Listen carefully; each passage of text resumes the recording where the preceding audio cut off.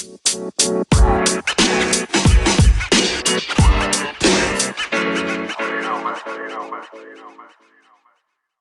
there's too many train wrecks in the world, and no one focuses on the running trains that are well oiled.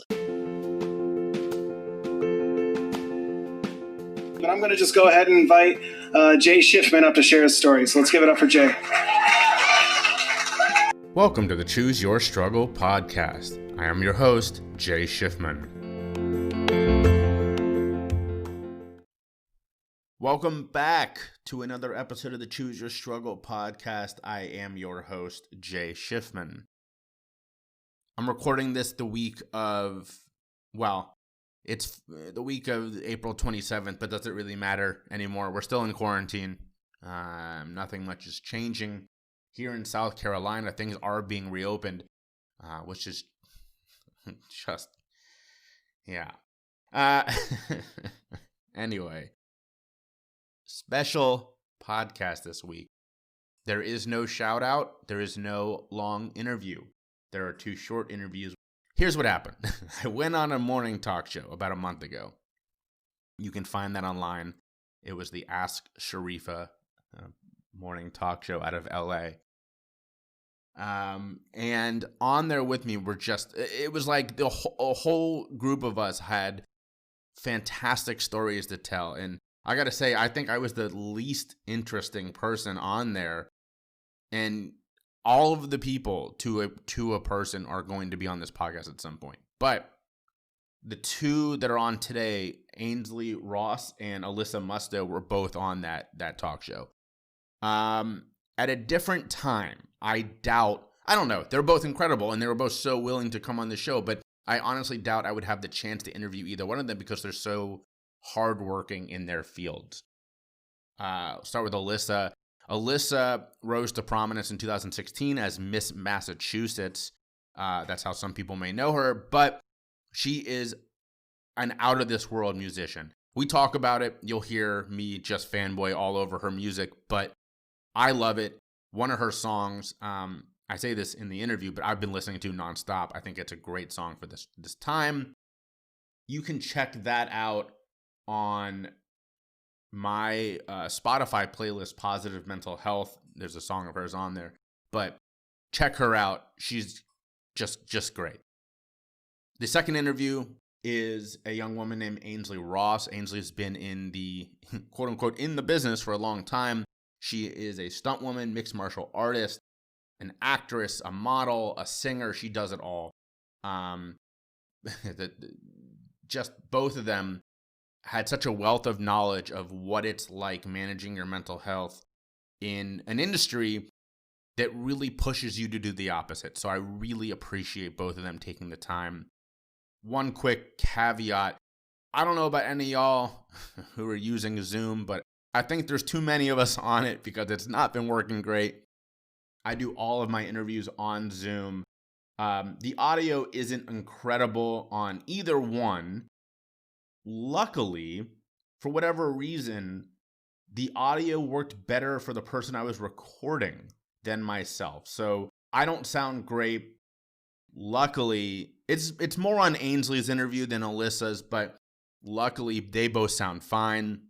Both were cut down from much longer interviews. So, if you hear something where it sounds like maybe I asked a question in the middle, I probably did. I probably cut it out because I sounded like C-3PO talking through 3 different telephones. Forgive me for that. I do all of this on my computer at home. And quite frankly, my computer is not the best in the world. So if I had known I was starting a podcast, I would have bought a better computer. Anyway, enjoy the interviews. Stick around at the end. We will be doing the normal choose your card as well as good egg. And keep reaching out because that's how a lot of these people end up on here. I mean, like I said, I worked with Alissa and Ainsley, but there's a couple people coming up who've reached out and have been like, hey, I love the podcast. I think I have a good story for you. This is so true. 100% of the time already, the answer has been, yes, you do. Let's chat. So a couple people coming up in the next couple of weeks that are people who have reached out. If you are interested, please do so. How to reach me is all over this episode, but I'll say them all here. My website, www.jayshifman.com, is the easiest. So check that out. You can also check out my Instagram or Facebook, which is just my name, JayShifman. Did I say Instagram? I meant LinkedIn.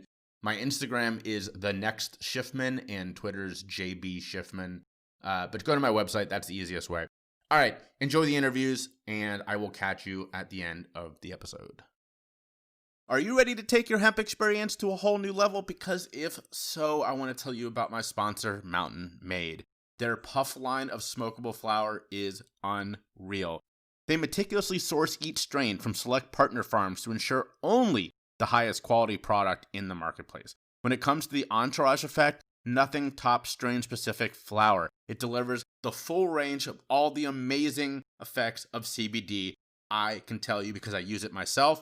With 0.7 grams of premium full flower inside of each pre-roll, you'll be ready to maximize your personal summit whenever you smoke. So check out Mountain Made today and grab a puff. They're federally compliant with less than 0.3% THC, which means they ship nationwide. All right, I'm going to grab a puff and let's get back to the episode.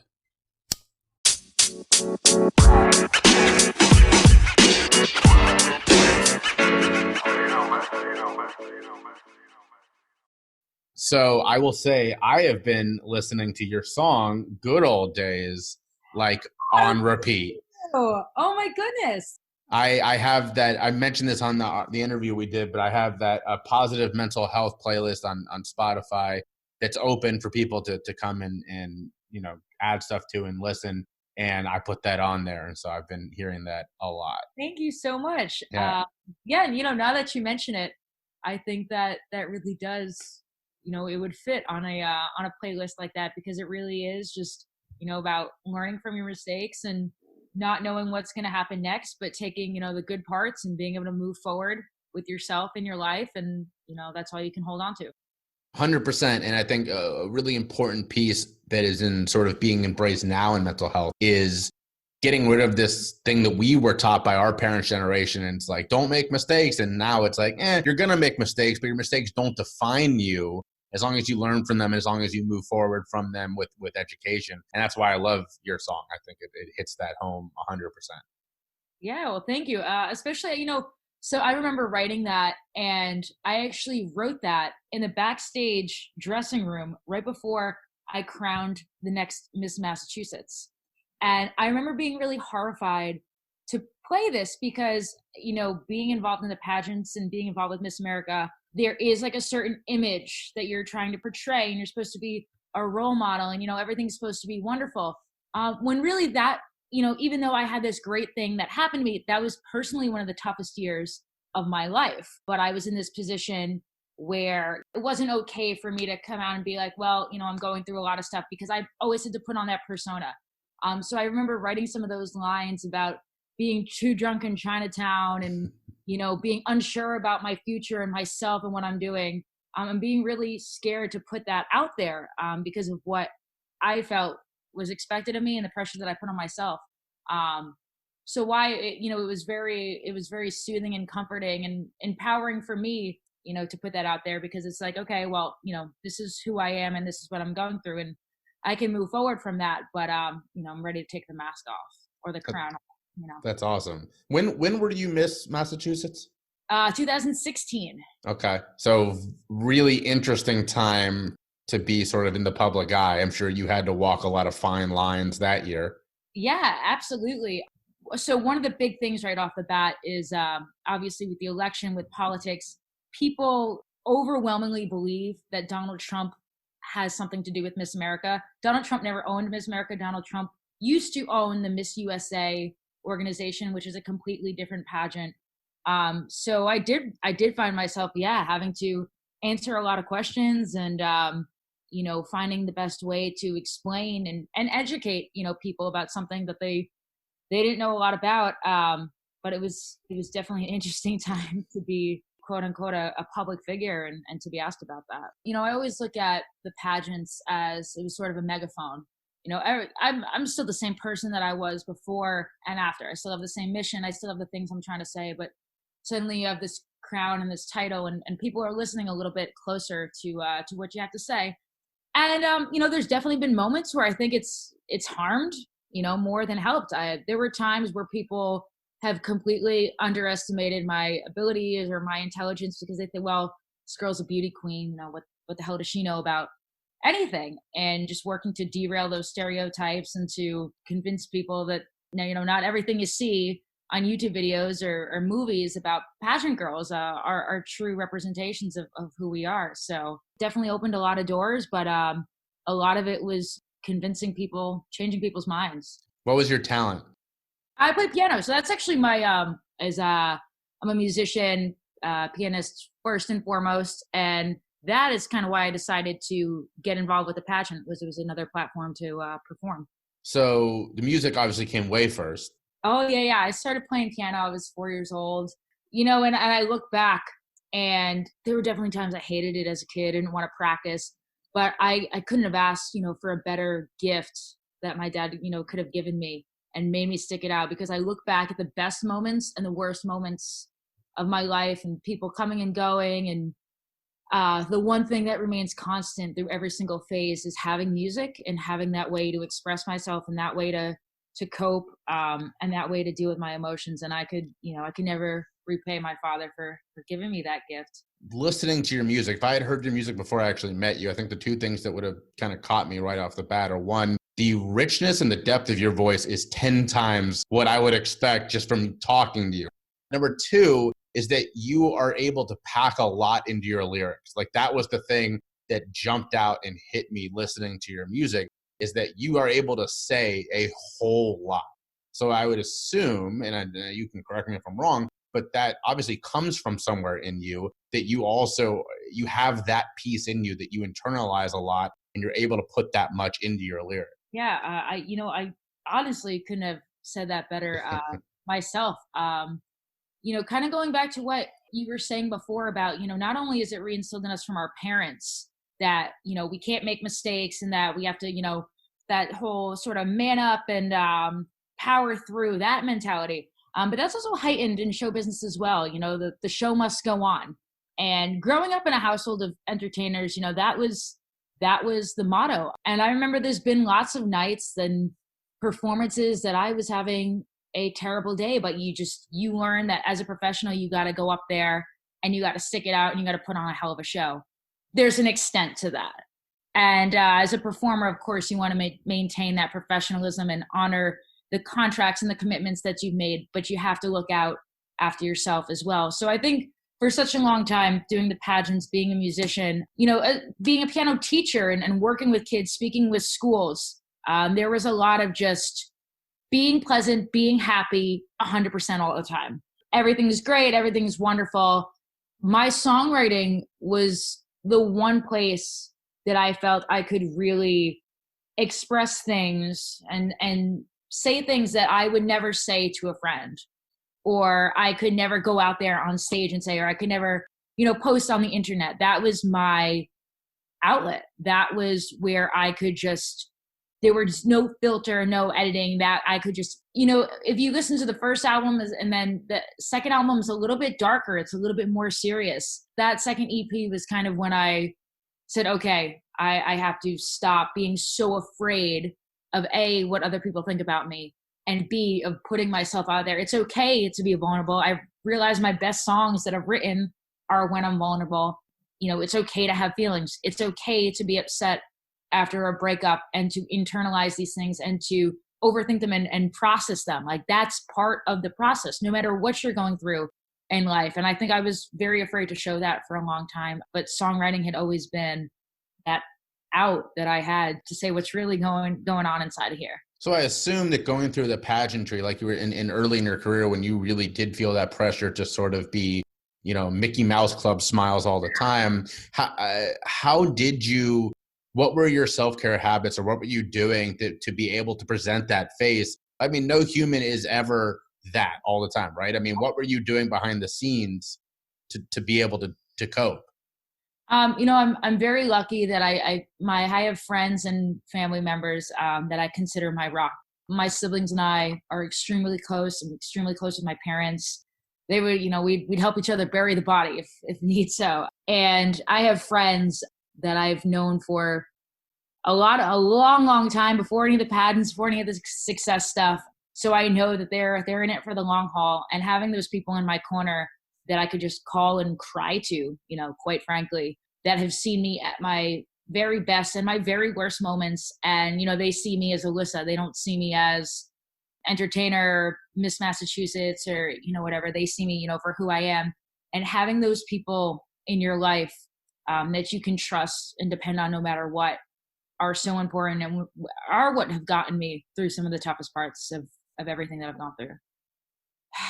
My big thing is being aware, and always, and knowing, growing up in the entertainment industry, I was very fortunate to have sort of been warned about certain things early on. And the sad, that's the thing, you grow up seeing both sides of the industry, like the very best parts, but also the very worst parts. And some of that is, how women are treated, and, at times when women don't feel safe within their workplace, which is, absurd.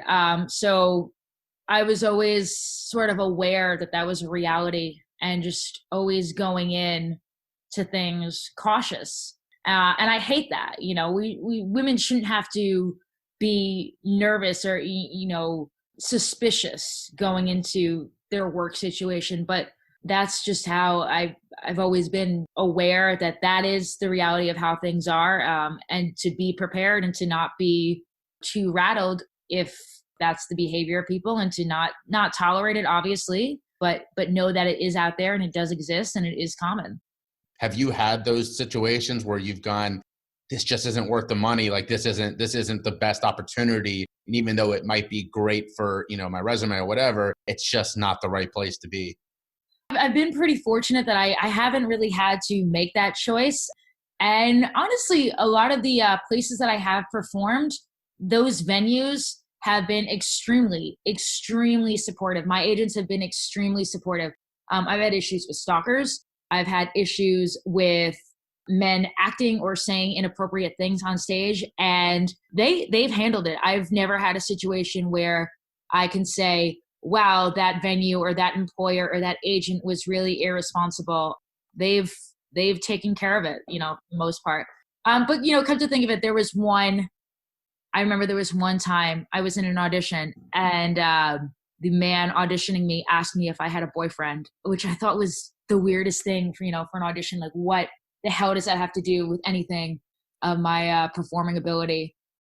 And I asked him, I was like, can I ask how that's relevant to my performing, because I'm not afraid, to walk away. And he made up some sort of excuse that, well, there was another female performer that had this boyfriend, and sometimes he would just come to the show and he would hang out there, and it was really unprofessional. I don't know. I think it was a loaded shit. But yeah, there's definitely creeps out there, man. They're everywhere, in the entertainment industry, and I've been very fortunate that that's the extent of any sort of creepiness I've experienced in an audition room, because I've heard some horror stories, but they're definitely out there. So sort of building off that, how have you are a very down-to-earth person. When we were on that show together, you would not have known that either one of you were pretty big names. Like, how have you stayed so down-to-earth? How have you kept your mental health so healthy in an industry, and especially in a society that loves to put up people like you on a pedestal? I'm smiling here. You say that. Like, I want to say thank you, very much for guarding me in that sort of category, because I don't look at myself as that. I look at myself as, obviously I'm proud of what I've accomplished because I've worked incredibly hard, but I look at it as like, I still have so much more to do. I still have such a long way to go. And always knowing that, I don't care who you are. I don't care what industry you're in. There's always going to be someone better than you. And there's always something to aspire to be like. I think you have to be humble, especially in show business. You have to be. There's always going to be somebody better for the part, prettier, more talented, more experienced, more connected. And that's just the reality of it. And if you can't grasp that and accept that and grow in your career, then you're not cut out for show business. There's too many egos in this world, man, and we don't need more of them. It doesn't help anyone. So before we continue or do anything else, tell us, I try to give my guests ample opportunity to talk about where people can find you. So shout out, anything, anywhere that you want us to check you out. Yeah, definitely. So you can check out all my social media stuff, Facebook, Twitter, Instagram, even TikTok. That's what all the kids are using now. My brother's in college, so he introduced me to this during our quarantine together. And you find it by my name, Alissa, and that's Alissa with an I. Some people try to spell it with a Y, Alissa. And additionally, you can find all my music on Apple Music, iTunes, Spotify, Amazon, wherever else you stream music. Were you touring before this happened, or were you, blissfully you didn't have to cancel anything? Oh, no. I was actually supposed to be gone the whole summer. Oh. I was looking forward to the trip to Europe of a lifetime. I'd been to Europe a few times before, but never the Baltic region, which was where I was going to go. Sweden, Germany, Holland, Finland. I'm honest, when I was flying back from Boston, I had to go to Atlanta first. And I'm going through customs, going from Mexico, and they do the little kiosk, and there's a little X through my ticket. And I'm going, oh no, yeah, this is not going to be good. But even though I'd gotten home from Europe before the travel ban had happened, I had been in Europe in the past 14 days, so they had to do some additional testing. Luckily, I didn't have a fever or anything that day, but no, I know a lot of people who are not home right now, and as terrible as this is for everybody, I can't even imagine being away from your family and your loved ones during this time. My heart goes out to those people. I can't imagine being separated during this time. So were you opening for someone, or were you on a tour like yours? Yeah, I was actually on a cruise ship. Wow. I was a guest entertainer doing a piano show called Billboard on Board, which we do, a number of different shows featuring different music throughout different decades and genres for the cruise guests. That would have been a really tough place to be when this broke out, would be a cruise ship. Oh my goodness. Yeah. I have, friends on board that are stuck on board. They can't get off their ships. I could lots of horror stories that I'm hearing from at sea right now. So I'm extremely fortunate to have gotten home when I did. So last couple of questions. Sounds good. I mean, I think it's great. It means we're just having a good conversation. There's nothing worse getting on an interview and it's sort of awkward and there's no conversation. You just, you ask great questions, and I'm happy to be here. Well, thank you. That means a lot considering I started doing this in February. So that's a good shot to my ego. Thank you. So the last two questions we always finish on are, number one, who are your heroes who have been influential in your life? If it's someone that is doing something now that you think we should go follow, shout that out. Second would be, what are your day-to-day self-care habits, whether when you're on tour or when you're not? As I mentioned on the show that we were both on, my wife got into watercolor painting recently. She loves baths. I'm a big reading guy. I like to spend at least 20 minutes sitting out in the hammock and reading. And I have a bunch of other hobbies that I really enjoy. So talk about those two, and then finish with your shout out again where we can find you. All right. Well, when I look at the biggest inspirations and my biggest heroes, I'm definitely going to put my dad at the top of that list. Like I mentioned earlier, he's also a professional entertainer and has taught me so much. Not only about music, not only about performing, just about life. And every time I'm in a situation where I don't quite know what to do, I think about some of the wisdom that he gives me, or I can, I just call him up. We have a really open form of communication like that, and I consider him my best friend. So I'm very fortunate for that. That's beautiful. That's very nice. I hope you share this with him. So I'm sure he already knows that. But I hope you share this with him just so that he can get that warm and fuzzy listening to you say that. He knows, he came when I was in Alaska last summer. He came and spent a few weeks out there, and we have a great time, and whether it's talking about music or anything else, I'm very lucky to just have that sort of bond with my dad. And then I look up to a lot of musicians, artists, and I'm a bit of an old soul, so I love Bruce Springsteen, Billy Joel, Carole King. And I even remember being a teenager and listening to the lyrics of Bruce Springsteen, and those, just really being like having this fire in my belly, listening to that and being like, yeah, I feel that. I relate to that. So, I think there are a lot of times that Bruce, as crazy it sounds, I think there are a lot of times Bruce Springsteen, absolutely saved me, absolutely got me through some things in high school and early on in my life that I didn't quite know how to deal with. So let me ask you about that, actually, because the person who's going out on the podcast tomorrow, her name is Amanda Webster, and a lot of what she talked about was how Linkin Park literally saved her life. Like, she was going to commit suicide. And so as a musician yourself, now you're talking about what Bruce Springsteen did for you. Does that resonate with you, that you are having, I opened this interview telling you how I've been listening to one of your songs like on repeat. Is that a thing that like, how do you deal with that knowledge that some of your work is having that much of an impact on somebody's life? Honestly, that's amazing. That's the most rewarding thing. In fact, I wrote a whole song about this. I don't know if you listened to my first album. The song Pictures on the Wall is about that exactly. It's about growing up and having pictures of your heroes and people you admire on your wall. And the reason that I do what I do is just to someday be a picture on somebody's wall, to have helped someone, knowing that I helped someone get through something, or that my lyrics inspired them, or that something I did in my life inspired them. That's the most humbling, that's the most rewarding thing. My dad used to tell me, when I was in high school, I remember he told me once, he goes, there are people that sit around their dinner tables talking about you. And I thought that was the dumbest thing I had ever heard in my entire life. I really did. I was like, nobody cares what I'm doing. And there's been a lot of times, just performing in bars or on cruise ships or on tour or whatever, where I've gotten Facebook messages the next day or emails, oh, you made our birthday so great, or my bachelorette party so awesome, it was so memorable, or I've performed at people's weddings, and you have those little moments.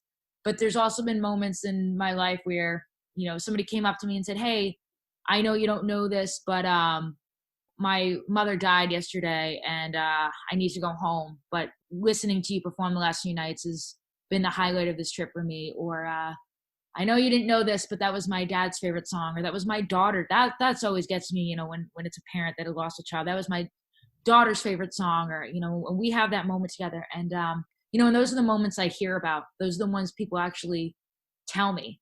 And it's made me realize that performing and through my music education initiatives, through different stuff as Miss Massachusetts, I've been so blessed and fortunate to have crossed paths with thousands of people.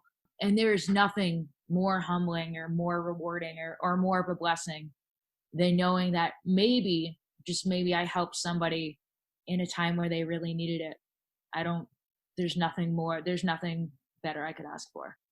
So tell us one more time where we can find you. And yeah, definitely. So I would just want to say once again, thank you so much for having me, Jay. If you want to learn more, you want to connect on social media, you can find me Instagram, Twitter, Facebook, and now even TikTok under my name, Alissa Musto, and that's Alissa. And then all of my music is available for streaming on Apple Music, iTunes, Spotify, Amazon, and wherever else you listen to music. Hey, y'all. Thank you so much to everyone who keeps reaching out requesting a bracelet. For a reminder to those of you who have not yet, super easy. All you have to do is go to my website, www.jayshifman.com. Go to the Contact Me page and reach out there. Tell me if you want a purple bracelet for addiction awareness or a green bracelet for mental health awareness. And then give me your address and I'll send it out. It's that easy. It's like, hey, with one click, you get a free bracelet. No ifs, ands, or buts. So reach out today. Tell me what you're looking for. Tell me that my podcast is resonating with you. I want to hear from you. Thanks so much. Back to the episode.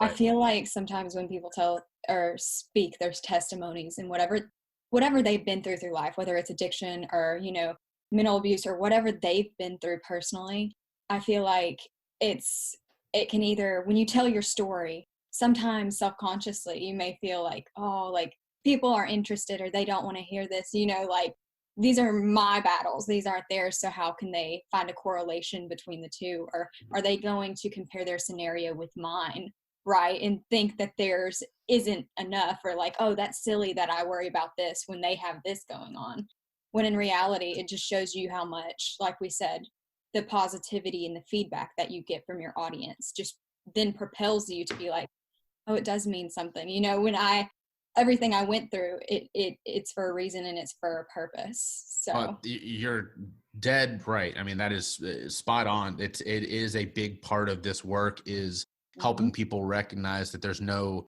shame in how something impacted them, and that you and I could go through the same experience and come out with very different impacts on our life. Exactly. Impacts, yeah. Hands down. And, you know, I feel like that's a huge part in mental health, is people compare so much, and it's so sad. Even every day, you know, whether it's through social media or on TV or our world, it's comparisons. It's a world of comparisons, and people need to realize through mental health that you are beautiful, wonderful, and enough, or you're strong enough. And you know what? That's what makes you you. And by embracing that, there's so many people you can help instead of trying to conform to what society may want you to be. So that's where my song Just Be You stemmed from, dealing with a world of peer pressure and popularity and all that stuff. It's like, no, I'm just going to be myself, and I'm going to help others find and discover who that is for them, what that is for them, because it's not what everyone thinks you should be. It's who you are. You know, you're either too close to a situation or too far from a situation. And when people are dealing with their own personal battles, whatever that may be, you know, they don't want to be judged. They kind of preface before they say something, right? So they sometimes need that person who isn't so close to them as a friend or as a family to just kind of be that mediator and just listen. And I feel like so much can be stemmed and derived from that in helping others. Give me where, you know, your shout out. So anything that you want us to come check out of yours, anyone that you're supporting, anything at all that you want to shout out right now. Yes, of course. So if you want to follow and be a part of my journey, please follow me on Twitter at I am Ainsley Ross, on Facebook at Ainsley Ross the Artist, and on Instagram at Ainsley_Ross, at AINSLEY_ROSS. And you can find any of my music on Apple Music. My latest release is We Are One. It's about joining together in unity and love in this world, on Spotify, Apple Music, TikTok, Instagram, any outlet. I'm grateful that y'all listened in, and I'm grateful for Mr. Shifman here. And it's like, I'm a person. And at the end of the day, that's what we are. We're just people trying to reach people. So let me actually, you brought up Instagram, and I was just looking. You're up to 71,000. I don't know. It was like something like that. You have the most Instagram followers of anyone ever talked to. Is that, how much thought goes into, or does that change the way that you interact with your followers, knowing that, okay, it's one thing if I'm putting out something that a couple thousand people may see. It's another thing when we're talking almost 100,000 people looking at what you're putting out on online. Does that change the way that you go about doing that? Yes and no. So for me, it doesn't change my personality and who I am and who I put out and what I put out there. It doesn't change based on the number of followers I have. What does change is the planning that goes into place of content and creating. It's a blessing, and it's hard sometimes. And it's like, I'm grateful for each and every person that wants to be a part of my journey. That's an honor as it is. But you know, there's a lot more planning that goes into it. There's a lot more like, okay, I can't just post anytime I want or scatterbrained everywhere. I have to have a scheduled posting date and a scheduled time based on the algorithm that works for me and my fans, so they can get the most out of it and I can reach the most I can through that and through my messages. So yeah, there's a lot more planning that goes into it. But as far as how real I am and my authenticity as a person, that never changes based on followers. It's just, I am who I am, and follow me or not. But you know what? If you do, thank you. How have you avoided the sort of, you know, everybody loves the train wreck, right? And for someone like you, that was very overnight. You went from being, you know, this normal person to all of a sudden your face is on Billboard and your followers jump by almost 100,000 people. how have you avoided the sort of, the stories that everybody secretly loves to read about in People magazine? Right. Like, it's all about time and place and where you're at and what scenarios you choose to put yourself in.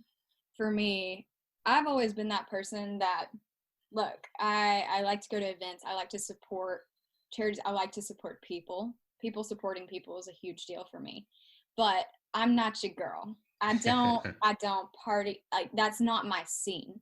I am who I am. Yes, I have an effervescence and bubbly personality about me, but I'm not that person. I've never been a partier. You go to occasional soirees and stuff and events, yeah. But it's all in how you put yourself in, what scenarios you put yourself in. And I've seen many girls and many people, and there's a certain degree of desperation in an artist sometimes.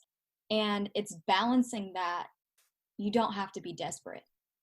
You can be eager. There's a difference between being eager to work and learn and being desperate. And based on scenarios you put yourself in, you're going to be like, okay, does it look bad if I'm here with the drink in my hand, not like, does it look bad here?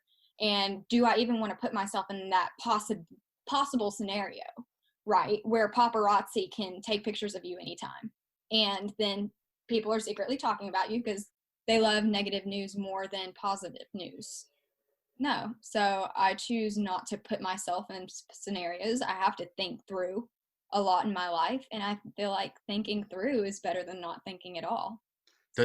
Are there situations, though, where that gets difficult? You said you've walked some carpets, and I'm sure that there are people around you who make a different choice. Is that difficult at times, or has it been pretty easy so far? Pretty, based on scenarios, it's been pretty easy for me, because it's like, you know what?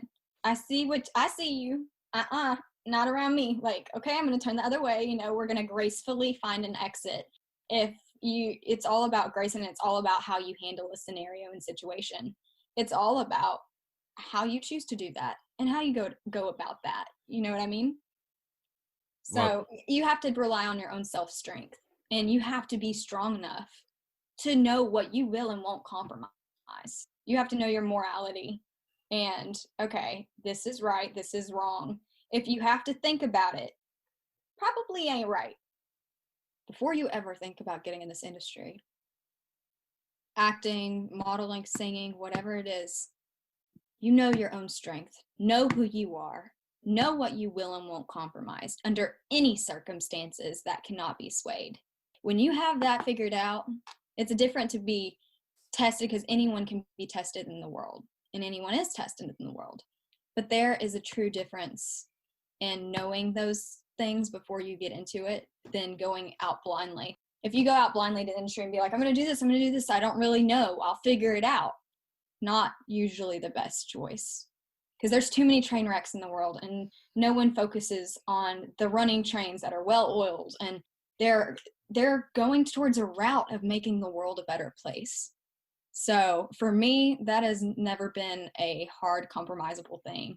It's always been I stand firm in who I am, and I'm grateful to have that strength. But before you get into the industry, you will get way more no's than you ever will yeses. And you have to have so much strength and self-confidence to be able to push through and be like, you know what? It's not my time, it's somebody else's time, and I'm going to be happy for them. But we're going to keep pursuing, and we're going to keep going in the direction of what you stand for. Do you have people around you whose opinions you go to in those moments to say, what do you think?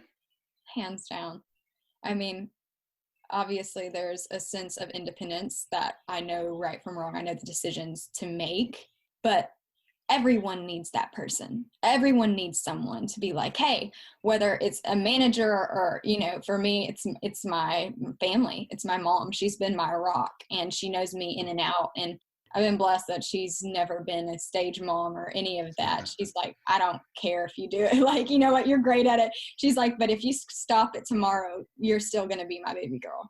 You know what I mean? And she's a straight shooter. Like, she doesn't put any fluff on it. She's real with me. I know she's real with me. So it's really about seeking the advice of someone who isn't going to fluff your feathers and be like, well, it's about being honest. Beautifully said. So there's a couple of questions. You've already sort of answered one of them. We talked about self-care a little bit. Everybody has their things that they really, love doing. I Mhm. personally, reading is a big one for me. We have a hammock on our porch here. And Mhm. I try to spend at least 15, 20 minutes every day laying in that, which is very Right. centering. For me, how I turn that off is through drawing. I love to sketch. I love to draw. It's an outlet for me. Writing. Oh, I love to write. It's a great feeling. Working out is a huge outlet for me, because I got into martial arts at the age of 9, Hmm. and I have a grandpa who got into a lot of boxing elements and a lot of tactical a whole bunch of tactical pursuits that he had, as well as being a mechanic and car racer. So Wow. I grew up in a family that, it's a pretty awesome family to be from. And I just fell in love with the art of martial arts and boxing, and I got into it. So that has stuck with me in getting my first degree black belt and being Wow. tactical weapons trained and, specializing in close range military combatives. That it's always been something that even when we're during and amidst COVID-19, I'm still, keeping my routine, still training. Even if it's just by myself, I'm still training. I am going to guess that you're the only actress that you come across, or actress and singer, who is also a first degree black belt. I have such an appreciation for the stunt world, my stunt women who I work with, and my stunt crew. There's so many people with so many skill sets, and it makes you really like, man, like it's cool when you're not the only person that has those skill sets, and that you can really bond over that and you can build each other up instead of tearing each other down. And the stunt world is an amazing community for that. We do nothing but present each other opportunities and build each other up. Now, you have to have skill. Your level of skill has to be up here, but you know what? You can work for it and you support each other. So I've been thankful to work with other people who have specialized in acting and close range military combatives like and it's always cool because you have so many cool stories. Is that how you broke in? It was through the stunt world, or was it the music? I was going for, it's actually a funny story. I was going for full pursuit of acting, right? And then there was a showcase I was supposed to perform for, this showcase that conditions you for what the industry is really like. So I went through this rigorous training course for the whole entertainment industry. Not that it can prepare you for some of the things you'll face out there, but it will give you a good idea. So I was going for full pursuit of acting. And then I was always had these songs that I'd write, actually, like Just Be You, like all my other ones I released, Broom, etc. And I wrote them and I didn't have any intent to perform them. I was just going to be like a songwriter, right? Just hand it to someone else to sing it. And they were like, let's hear your voice on it. And I sang it and they were like, what? They were like, no, you need to, perform this. And I was like, oh, I didn't know it was that good. You know what I mean? I didn't know my voice was at that level. And people started freaking out. And you know what? Then I just propelled into tours and music and releases, and it lifted off from there. And while that lifted off, I did music first in the sense of touring everything. I'd been doing martial arts prior to music. It's just always been a part of my life. So that was a constant throughout everything. And then I had to actually turn down a tour to go out to LA to pursue acting because I made a commitment, and I'm a girl. I follow through on my commitment, and my word is my word. So I turned down another tour opportunity to go pursue acting. Worked on acting, still sang, obviously made appearances. Acting took off. So music really took off first for me. And then, acting followed, as well as the whole modeling thing. And stunts was actually, I missed my martial arts and my dojo and my sensei so much in Texas. I didn't have that in LA because I just, you come out to LA fresh off everything and you're just like, oh, hi, like I'm in this huge city. I'm from a town of less than 800 people. Let's get acclimated. And I don't know where everything is. And that's when I found Mike Chat at XMA World Headquarters. And he's the blue Power Ranger, the OG, like trained with everyone, trained Taylor Lautner, everyone you can imagine. And I told him, I came from a traditional fighting background. And he's like, okay, let's modify that for film. Taught me to work with camera angles, put me in an atmosphere with stunt women and stunt men. And that really branched off of my love for traditional martial arts. And then I was like, now I can apply this with acting as well, so I can have the best of both worlds. You just casually name dropped the Blue Power Ranger, and sort of a throwback deep cut for someone of my age who was a huge Power Rangers fan growing up. The last question I always ask is, some heroes of yours that we should all be checking out or that have had a huge influence on your life. So besides the Blue Power Ranger, who else has been a hero to you? Who else is my mentors, for yes, sure. My definitely. mentors are, of course, my mom. She got, actually, it's a deep story, but my mom, she got hit head on by someone who was texting and driving. It broke her neck, broke her hip. It was awful. She was told she'd never be able to walk again. So she had home health in our house for like over 3 months. And I was 7 at the time. It was so hard because seeing your mom in a wheelchair and she's not being able to run with you, she's not be able to do those things. So at the time, we were each going through our own personal battles. She is just a pure definition of what strength is like. She can walk now. She's overcome so many battles to be there for me. And if I have that amount of strength in my life, I will be lucky to be just as strong as a woman as she is. So she is one for me. Obviously, Mike Chat, Blue Power Ranger, he's been such a mentor for me in the stunt world, in the film industry. Alex Azar, my OG sensei, he's been working with me ever since I was 9. And he showed me true strength in myself and that you can attain anything through hard work and a great mindset, and you can work for it and you can believe. And he saw that in me. And when someone sees that in you from a young age, and that isn't just your immediate family, it's so inspiring and it makes you feel good and it makes you believe that, oh, I can do tactical weapons training. I can do that. It looks hard, but I can do it. And James Pickens Jr. From Grey's Anatomy and everything, I had the blessed opportunity to work with him. And he is one of the most influential people and honorable men I have ever met in Hollywood. He is so down to earth, and the conversations, I was so grateful to be a part of those conversations because we had so many just in exchange about the industry, and his mindset is just incredible, and he's an amazing person and he's genuine. I've never met someone so genuine in the industry, and he's a big mentor of mine that I was thankful to work with. And there's someone named Mike Coleman or Vrej Bajanian, and I worked with him opposite of him so many years, and he was a good friend of mine. We worked in the industry, on set. I worked as a gaffer and a grip, and then we would work opposite of each other acting wise, and we grew together, and it was awesome to see that. But may he rest in peace. His life was taken way too soon. Someone hit him and with a car, and he died, and he was taken from us. But he was literally the kindest soul, honestly, and he impacted my life so much, and none of us could believe when we heard the news. But it goes to show you the legacy, Vrej Bajanian legacy he left behind is how everyone should live their life every single day.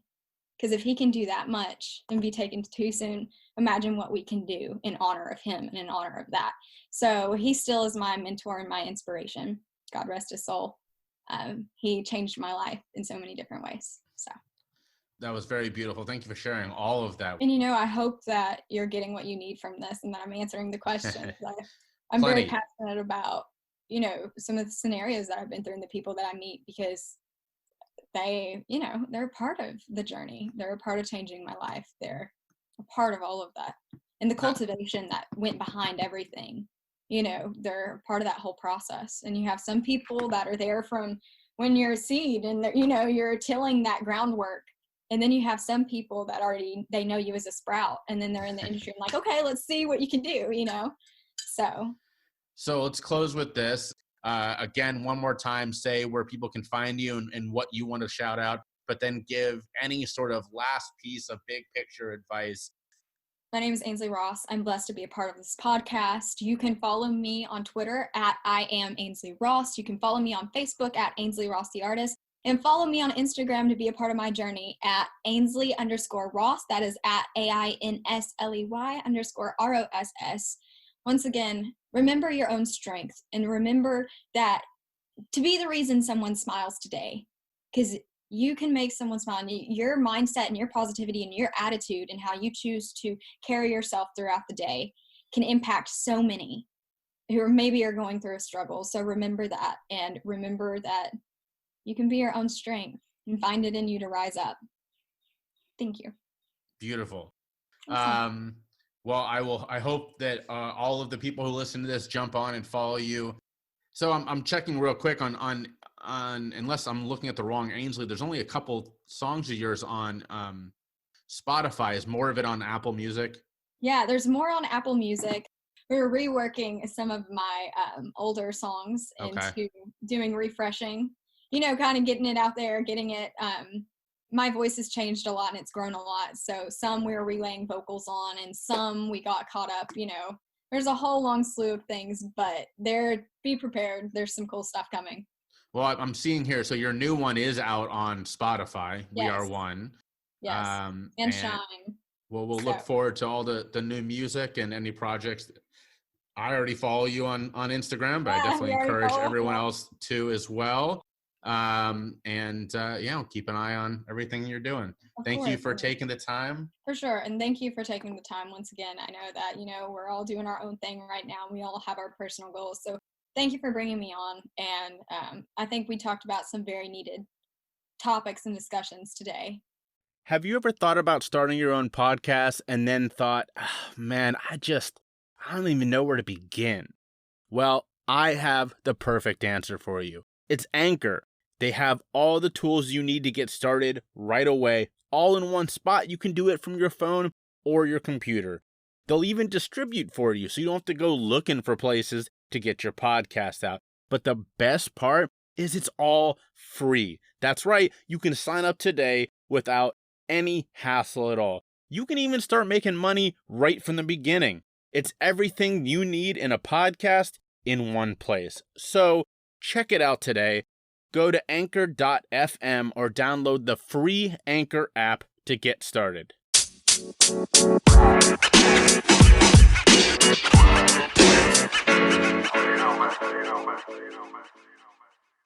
All right. Thank you for tuning in to another episode of the Choose Your Struggle podcast.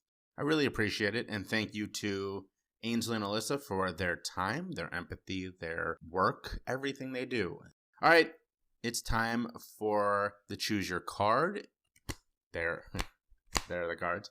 We're going back to the You Are Enough pack this week.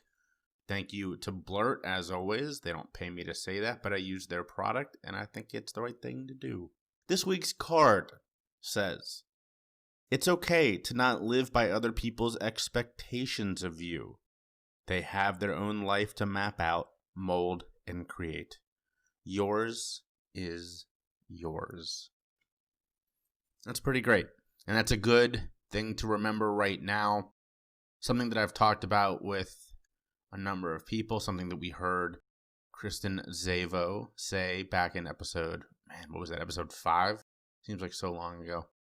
For a lot of people right now is a time of productivity. It certainly is for me. Obviously, I'm making this podcast and doing some other good things, but if it isn't for you, that's fine.